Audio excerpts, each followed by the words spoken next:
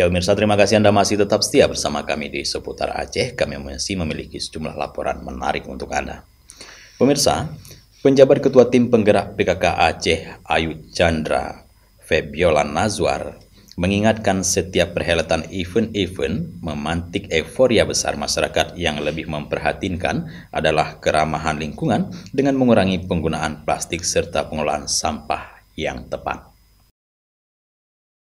Hal itu disampaikan Ayu Marzuki dalam rapat bersama Kepala Dinas Kebudayaan dan Pariwisata Aceh, Ketua Bank Sampah Universitas Syah Kuala, dan instansi terkait lainnya guna membahas penanganan sampah pada event-event besar yang akan dilaksanakan di Aceh.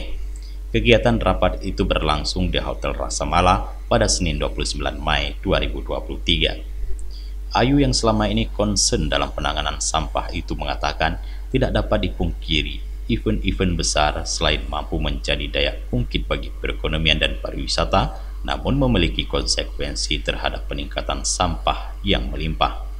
Tentunya ini menjadi hal yang sangat tidak ramah pada bumi. Sebab itu, Ayu selaku Ketua Tim Penggerak PKK Aceh menggandeng Disputpar dan Bank Sampah USK untuk ikut bersama-sama menangani permasalahan sampah yang akan dihasilkan pada event-event besar tersebut, dengan merencanakan hal yang paling sederhana, yakni manajemen sampah dan pengolahannya.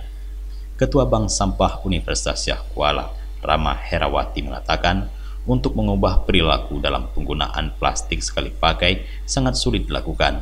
Namun ia optimis jika itu dilakukan secara bersama-sama dengan edukasi yang masif, Aceh akan terhindar dari sampah plastik. Sementara itu, Kepala Dinas Kebudayaan dan Pariwisata Aceh Almuniza Kamal mengatakan, untuk mengantisipasi sampah plastik itu diperlukan kolaborasi dan kesadaran semua pihak. Dengan begitu, plastik sekali pakai dapat ditekan penggunaannya. Dari Banda Aceh, Tim Liputan Aceh TV melaporkan.